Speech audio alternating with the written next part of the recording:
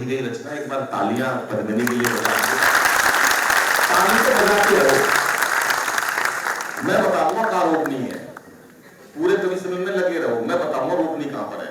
कारण क्या है, कवि सम्मेलन तालियों पे क्यों निर्भर है? तालियां कोई कविता को छोटा बड़ा नहीं करती, तालियों से ये पता चलता है कि हमारी बात आप तक पहुंची, और उस क्रिया की प्रतिक्रिया जब आपकी तरफ से मिलती है तो कवि को ये लगता है कि हमारी बात आप तक पहुंच गई है। हमारे पास कोई ढोलक तबला हारमोनियम नहीं होता, हमारे पास केवल शब्द होते, वो आप तक पहुंचे। अभी 4-5 दिन पहले कवि सम्मेलन था, सर एक ताली नहीं बजाई किसी ने पूरे ऑडिटोरियम में, पता नहीं कहां से बुला रखे। मतलब मैं वैसे बता रहा हूं, मतलब हर बात को गंभीरता से वो हंसी की मैं मत लिया करो।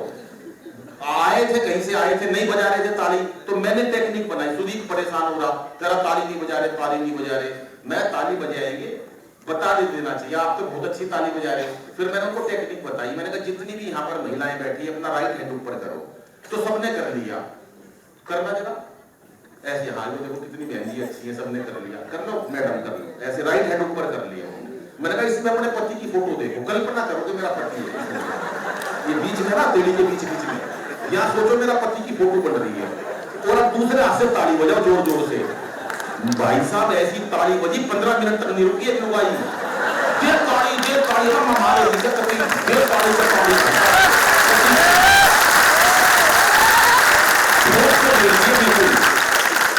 पहले तो नहीं बताई भैया ये टेक्निक, मैंने क्या हुआ, अपनी जन्म जन्मांतर का बदला आज भी लूंगी मैं। मतलब भाई साहब लेडीज ने तो बता दिया, अब वो जितने जेंट्स थे वो खाली बैठे थे। एक डर गया, कह रहा मैं नहीं भाई, अपनी पत्नी की फोटो देखो अनिल भाई से कुछ भी करवा लो। मैंने कहा लेफ्ट हैंड तो ऊपर करो सर, आप ऊपर करो।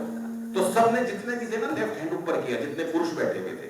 मैंने कहा इसमें उसकी फोटो देखो जिसने ब्याह कराया था, सारे सभी ने मिलकर तालियां बजाई, वो वाली ताली बजा के बता दो, और उसकी आवाज थोड़ी बढ़ा दो भैया।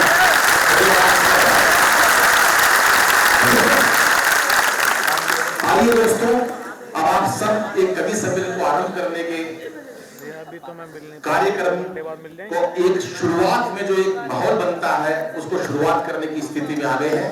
मैं पहले कवि को आमंत्रित करता हूं, हमारे बीच में प्रदीप देशवाल सर है।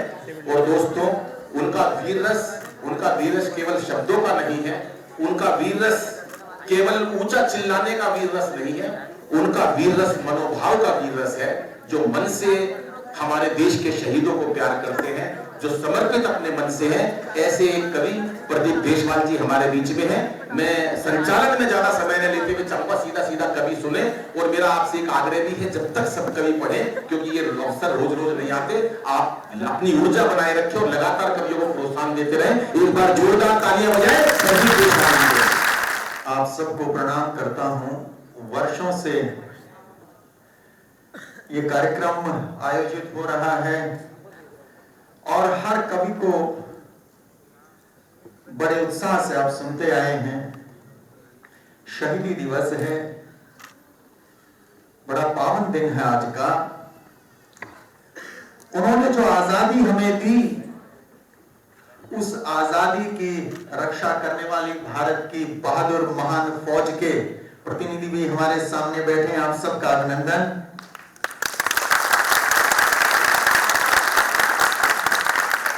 और विशेष रूप से मैं वीसी साहब का आभारी हूं कि 3 घंटे हमें यहां झेलेंगे और इसके तुरंत बाद यही हाल इनका एनएसयूटी में होने वाला है।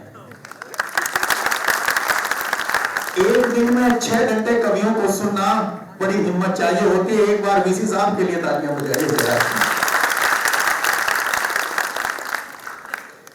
सीधे सीधे बात शुरू करता हूं। 23 मार्च को फांसी हुई थी 1931 में। उससे ठीक एक दिन पहले 22 मार्च को जेल में बंद कुछ दूसरे साथियों ने भगत सिंह के पास एक संदेश भिजवाया था और पूछा था, क्या सरदार सच में मौत का भय नहीं है? भगत सिंह ने उत्तर लिखकर भिजवाया था और वो भगत सिंह के हाथ का अंतिम दस्तावेज है लिखा हुआ। आप में से जिसने पढ़ा हो याद होगा, और नहीं पढ़ा है तो पढ़िएगा। मैं 4 पंक्तियों में उसका सार आपको सुनाता हूं। भगत सिंह ने कहा, देखो जाग रहा है भारत, देखो जाग रहा है भारत, फांसी से क्या डरना है। देखो जाग रहा है भारत, फांसी से क्या डरना है। हंसते हंसते चढ़ जाऊंगा, खेल आखिरी करना है। इनकलाब के गूंजेंगे कल नारे कोने कोने में, इनकलाब के गूंजेंगे कल नारे कोने कोने में। लाखों पैदा हो जाएंगे, एक भगत सिंह मरना है।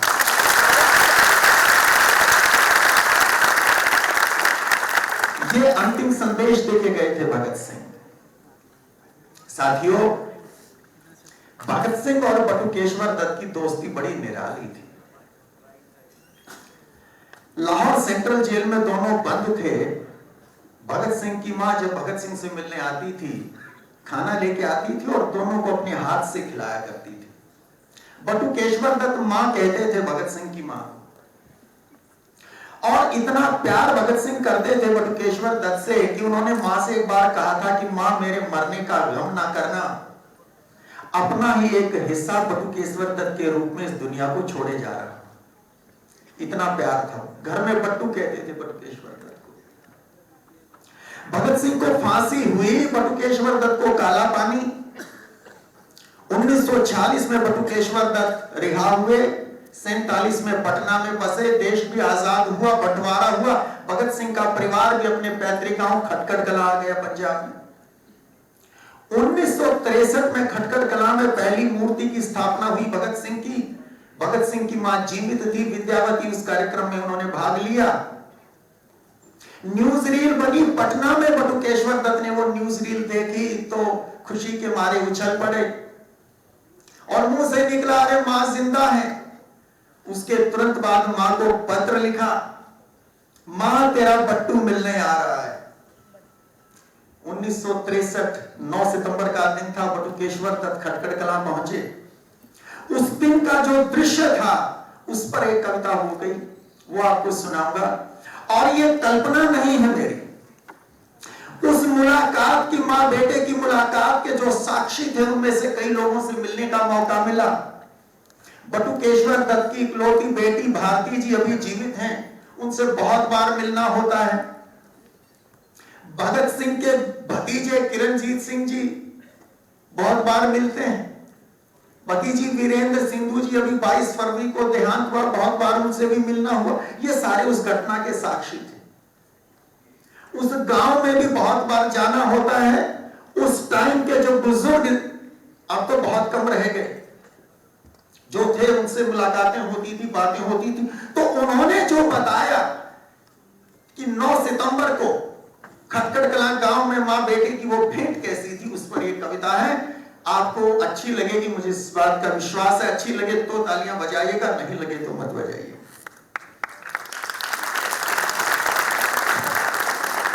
खटखड़ कलां गांव में उस दिन मौसम बड़ा निराला था।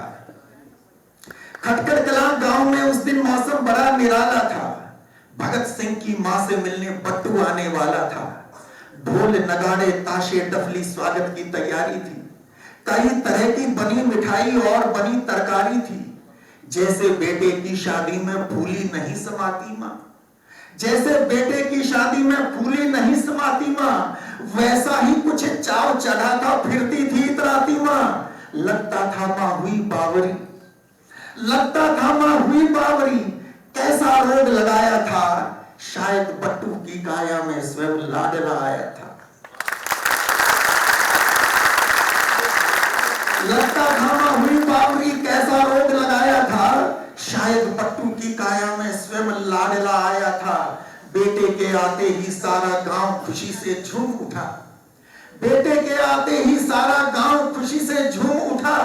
इनकलाब के गूंजे नारे बंद, इनकलाब के नारों के संग वंदे मातरम गूंज उठा। दौड़ी दौड़ी आई माता, दौड़ी दौड़ी आई माता, यूं बेटे से लिपट गई, मानो सारे जग की खुशियां दो बाहों में सिमट गई। दौड़ी दौड़ी आई माता, यूं बेटे से लिपट गई, मानो दो आलम की खुशियां दो बाहों में सिमट गई। रो रो कर बेहाल हुए थे, रो रो कर बेहाल हुए थे, रो रो कर बेहाल हुए थे, आंसू रोक नहीं पाए। भरा गला दोनों का पाए। धीरे धीरे प्रबल भाव का ज्वार उतरने को आया, धीरे धीरे प्रबल भाव का ज्वार उतरने को आया। फिर दोनों में बात चली, जो कुछ पूछा कुछ बतलाया। बटू तू निष्ठुर निकला रे। मां ने कहा बटुकेश्वर से, बटू तू निष्ठुर निकला रे, मुझे बहुत तड़पाया है। बीते इतने साल लाल तू आज लौट कर आया है। कहां रहा कैसी दुनिया थी, मां की याद नहीं आई। कहां रहा कैसी दुनिया थी, मां की याद नहीं आई। तकते तकते राह तुम्हारी बूढ़ी आंखें पतराई।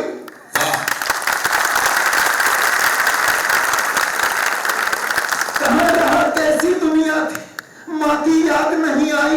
तकते तकते राह तुम्हारी बूढ़ी आंखें पथराई। भाई से भी बढ़कर बेटा भगत सिंह को प्यारा था, भाई से भी बढ़कर बेटा भगत सिंह को प्यारा था। तेरी बातें करता था, वो रिश्ता सबसे न्यारा था। अनहोनी हो रही आज सुध, मां कहती है अनहोनी हो रही आज सुध। कैसी मालिक की माया, बूढ़ी छाती से ना जाने कैसे अनहोनी हो रही आज सुध। कैसी ईश्वर की माया, बूढ़ी छाती से ना जाने कैसे दूध उतर आया। यूं लगता है जैसे तुझको इसी कोख ने जाया है। हुआ बहुत कमजोर लाडले, कह किस गम ने खाया। यूं लगता है जैसे तुझको इसी कोख ने जाया है। हुआ बहुत कमजोर लाडले, कह किस गम ने खाया है। पूछ रही हो कैसा हूं, मां ने पूछा बेटा इतना कमजोर कैसे हो गया। बटुकेश्वर दत्त को मां ने जब पिछली बार देखा था, 20 साल का हंसता खेलता नौजवान, और अब जब आया था 53 साल की उम्र हो गई। 16 साल अंग्रेजों की यातनाओं ने शरीर को तोड़ा था, और इस देश के आजाद होने के बाद तो अपनों ने जो जख्म दिए थे वो और भी गहरे थे। आपको बताऊं मैं, देश आजाद हुआ, स्वतंत्रता सेनानियों के लिए पुनर्वास के लिए कई कार्यक्रम चले। उनमें एक ये भी था कि बसों के परमिट दिए जा रहे थे। बटुकेश्वर दत्त ने भी अपनी अर्जी लगाई। इंटरव्यू के लिए पटना के कमिश्नर के सामने पेश हुए। वो अफसर जो कल तक शायद अंग्रेजों की चाकरी करता रहा होगा, आज बटुकेश्वर दत्त से स्वतंत्रता सेनानी होने का प्रमाण मांगने लगा। अर्जी उठाई, वहीं फाड़ के फेंक दी और लौट के चुपचाप वापस आ गए। ये दर्द सहे थे बटुकेश्वर दत्त ने आजाद भारत में। शादी हो गई थी, पत्नी स्कूल में टीचर थी, घर उनसे चलता था, कोई दूसरा कमाई का साधन नहीं। बटुकेश्वर दत्त से पूछा मां ने, हुआ बहुत कमजोर लाडले, कह किस गम ने खाया। तो क्या बताया बटुकेश्वर ने, पूछ रही हो कैसा हूं मैं, पूछ रही हो कैसा हूं मैं, क्या तुमको बतलाऊं मां, पर यह भी आसान नहीं है तुमसे बात छिपाऊं मां। बीत रहे थे दिन ऐसे ही, बीत रहे थे दिन ऐसे ही, मन में कुछ उल्लास नहीं। जिस दिन से वो गया छोड़कर, आया जीवन रास नहीं। पल पल करके मुट्ठी से यूं वक्त फिसलता जाता था, बहता नीर नयन से जब यादों का झोंका आता था।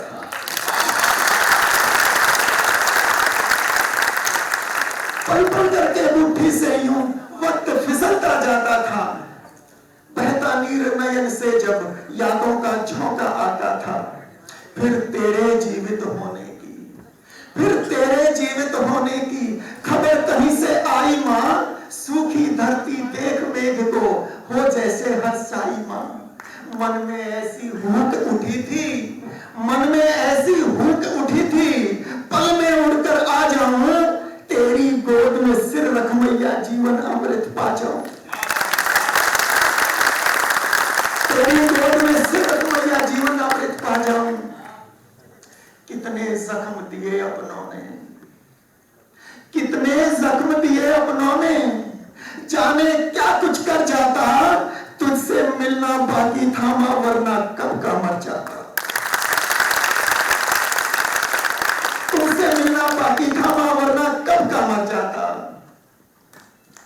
और फिर मां की तरफ देखा कि मैं तो अपने गम से दुखी था। अरे भगत सिंह की जननी,